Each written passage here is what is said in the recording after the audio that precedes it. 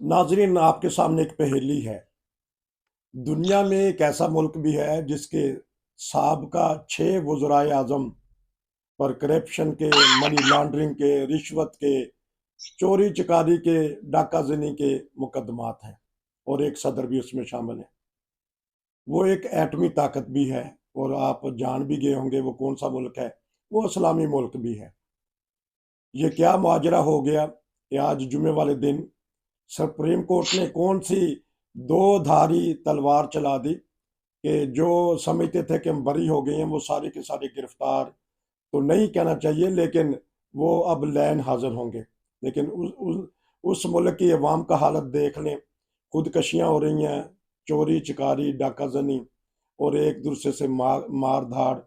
और रही सही कसर मजहबी इंतहा पसंदी और शर पसंदी। क्या क्या गिनवाएं उस एक मुल्क का। लोग कहते हैं कि हम पाकिस्तान की बदनामी करते हैं। हम नहीं कहते, ये अखबार कहते हैं, टीवी कहता है, सारे दानशूर कहते हैं। तो मैंने सोचा कि एक वकील से बढ़कर इन मामलात को कौन बेहतर जानता है।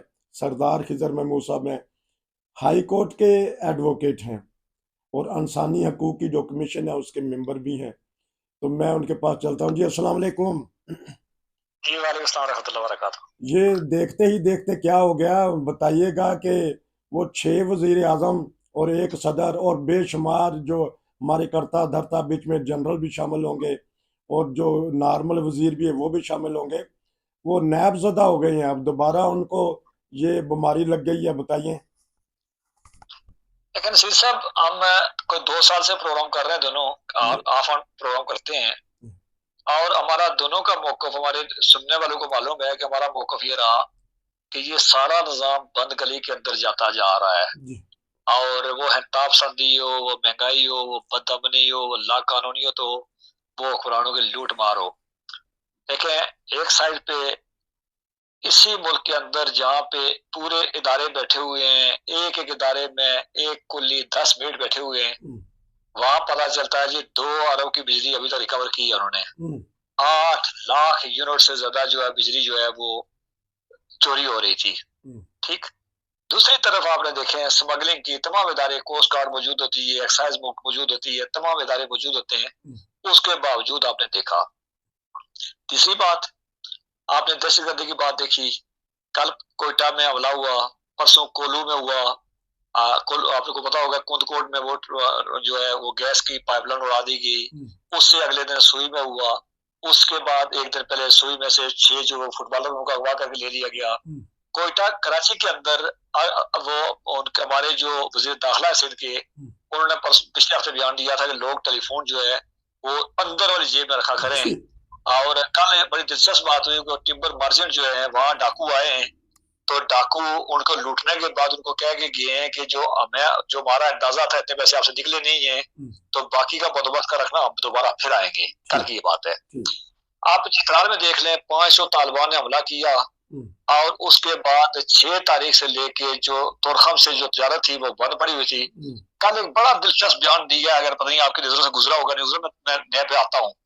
वो जनरल मोबीन जो है, जिनको हमारे यहाँ कुछ तबके जो बड़ा वो आलम इस्लाम का बहुत बड़ा तर्जमान और बहुत बड़ा जनरल आगे पेश करते हैं, उन्होंने पाकिस्तान को कहा जी कि आप रोज ये छोटी छोटी बातें कर रहे हैं और हमें धमकियां दे रहे हैं। आपके पास आपसे तो 3 से 4 हजार जो है वो तालिबान नहीं संभाले जा रहे हैं, TLP के, और हमारे पास 4 हजार खुद का बम्बार है, 900 और उनको वो कहते हैं तालिब इलम। फारगल तहसील ग्रेजुएशन की है उन्होंने, जो खुद का बमबारी की तरबियत कर ले उसको वो कहते हैं हमारे ग्रेजुएट हैं। कल ये उसका बयान है। दूसरी तरफ आप देखें तो आपकी जो PIA जिसने जिसने अरबों अरबों की और दुनिया की अक्सर ममालिक की एयरलाइनों को जो है वो खड़ा किया, उनको अफरादी कुव्वत मुहैया की, उनको जो टेक्निकल जो है वो उनको अमदाद दी। वो आपको मालूम होगा कि 23 में से 16 तैयारी और आज या कल वो बंद होने जा रही है। जब ये बंद हो जाएगी तो आपको अंदाजा PIA किसी भी मुल्क का जो एयरलाइंस होती है उस मुल्क का चेहरा होती है। और आपने ये भी सुना होगा कि हमें कहा जा रहा है कि सऊदी अरब से 25 मिलियन की जो है 25 अरब की जो है वो डॉलर की आ रही है। और दूसरी तरफ आपको मालूम होगा कि अमान, सऊदी अरब और दुबई ने हमारे जहाजों को जो जहाज गए थे वहां पे, उनको वहां से वो जो भी उनका ईंधन जो है वो देने से इनकार कर दिया और वो खड़े हैं। ठीक। 23 में से 16 जहाज जो है, बाकी जहाज जो नाकारा और पुर्जनी मिल रहे हैं 16 हैं। आज पाकिस्तान के अंदर जितने फ्लाइट से लोकल डोमेस्टिक फ्लाइट को कोई नहीं उठी है।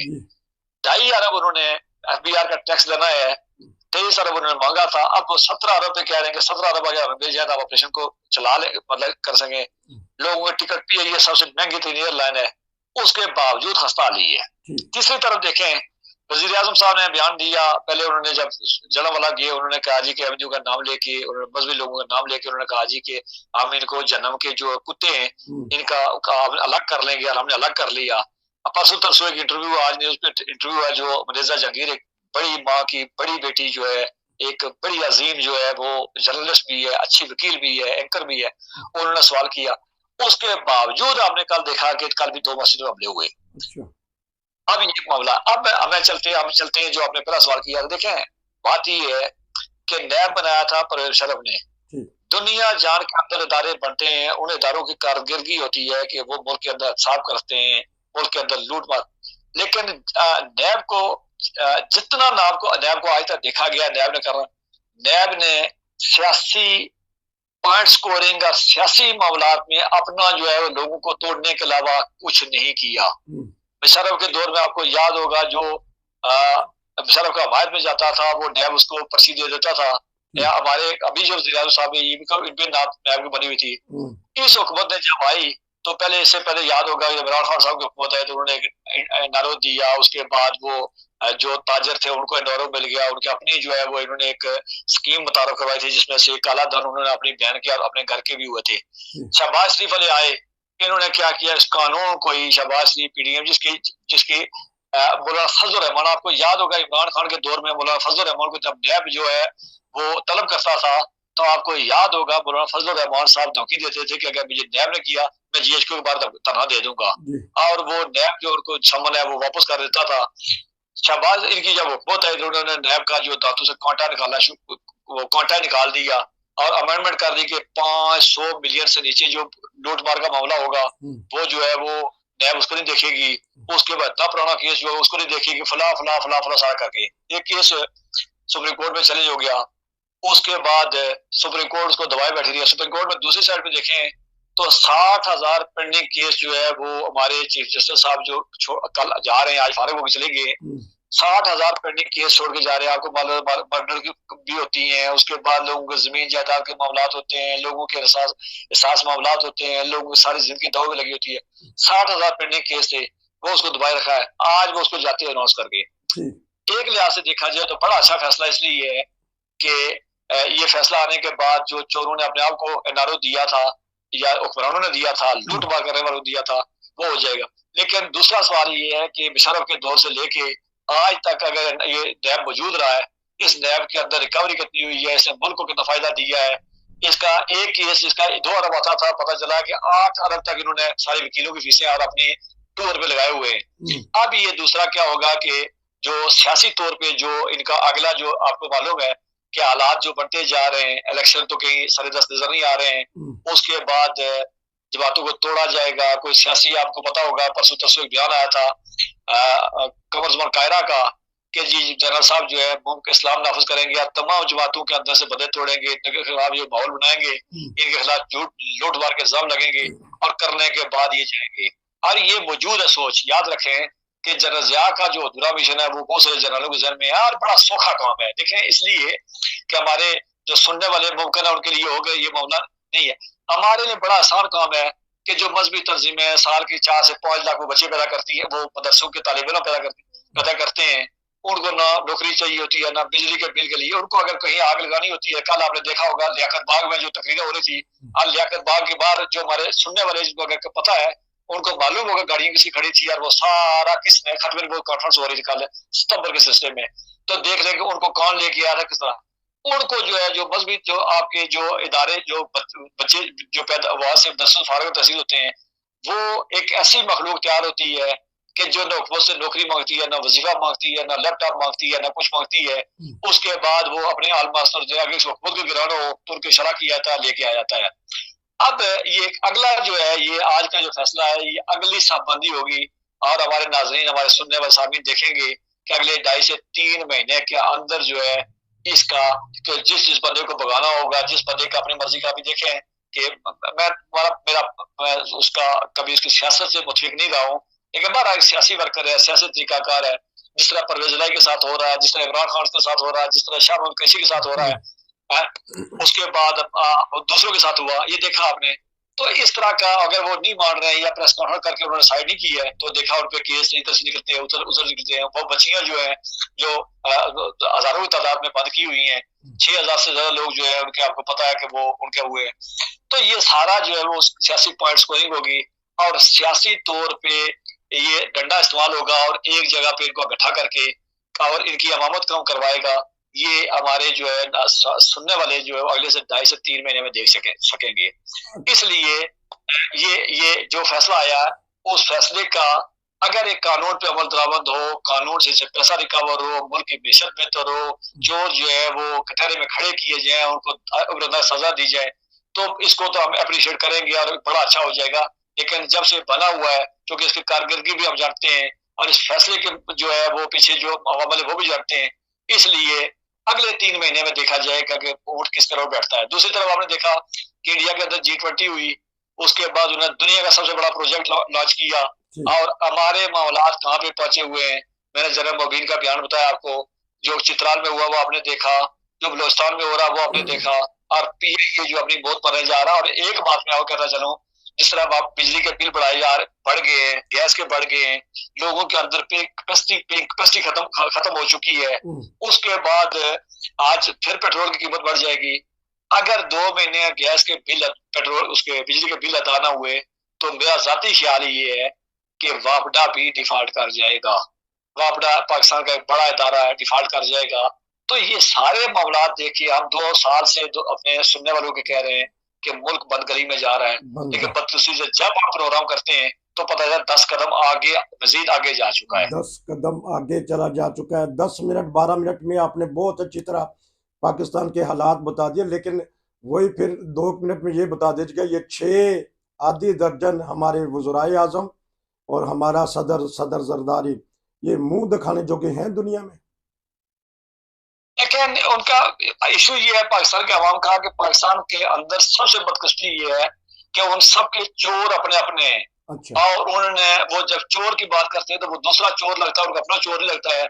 अपना चोर लगेगा तो वो इतना कड़वा नहीं लगता उनको। वो कहते हैं जी कि नवाज शरीफ वालों से पूछ रहे हैं, वो कहते हैं जी कि ठीक है जी, कमा लगाता खाता था लगाता था। जरदारी वाले से पूछ रहे हैं, वो कहते हैं जी जरदारी भुट्टो के खिलाफ जो है वो साजिश की जाती है और सिंध के वज़ीर आज़म के खिलाफ लगाया जाता है। आपने इमरान खान के मामला देखे, उन्होंने कहा जी उन्होंने चोरी की थी, इमरान चूंकि सादिक अमीन था इसलिए बचा गया, इसलिए बदकसी। मौलाना फजल रहमान का मैंने बताया कि मौलाना फजल रहमान ने खरबों रुपए कमाए, उसका लड़का वजारत में था। और जो सी पैक का वो जार था, सी पैक का आप अंदाजा कर सकते हैं, हमारे नाज़रीन को मालूम है कि सी पैक किस हालत में पहुंचा, क्या उसके मामला क्या हुए। तो ये सारी बातें जो है देखने के बाद बदकिस्मती है कि आवाम जो है उनके चोर अपने अपने चोर हैं, उनको एक अपना चोर जो है वो मीठा लगता है, दूसरे का कड़वा लगता है, इसलिए कोई बड़ा फर्क नहीं पड़ना है। उनका अपनी वोट बैंक है और आम आवाम जो है उसकी ना, जो जिसको थोड़ा शोर है वो इलेक्शन में जाता ही नहीं है, वोट डालता ही नहीं है। दूसरा जो है वो नान कीने में पराठा, या फिर वो 5 साल के अंदर वो टूटी हुई गली, बिजली का टूटा वो लटकती हुई तारों का खंभा उन्होंने रखा होता है कि इलेक्शन में वोट दोगे तुम्हें, और इस नाम पे उनको वोट लेंगे। सिंध के अंदर जो है, मैंने जाती तो जानता हूँ, हमारे बहुत से सुनने वाले जानते हैं कि वोट जो है वो एक एक बंदा शनाख्त कार्ड ले जाता है, 200 बंदों की वोट डाल लेता है माशाअल्लाह का। यही पंजाब में होता है, यही बलूचिस्तान में होता है, यही KPK में होता है, यही गिलगित बल्तिस्तान में होता है। हमारे यहाँ सियासी शऊर नहीं है। सियासी शऊर जो है वो किसी और तरह का, और इस तरह के मामला जो है तो वहाँ कोई फर्क नहीं पड़ता है। वहाँ आप देखें कि हमेशा वही पार्टी जिसके एस्टेब्लिशमेंट के साथ होती है वो जीतती है, और उस सियासी जमात की कितनी अक्सरियत होती है, कितनी पजीराई अवाम में हो, इससे कभी कोई गर्ज नहीं होती है। बहुत शुक्रिया नाज़रीन, ये था एक खुसूसी प्रोग्राम। हमारे 6 साहब का वज़राए आज़म के ऊपर इल्ज़ाम है, सदर जरदारी पे इल्ज़ाम है, और इस तरह बेशुमार। मैं एक शान सी बात करता हूँ, मैं इसका जवाब देता जाऊँ। इन पे इल्जाम थे, लेकिन ये इल्जाम इन पे पुराने थे।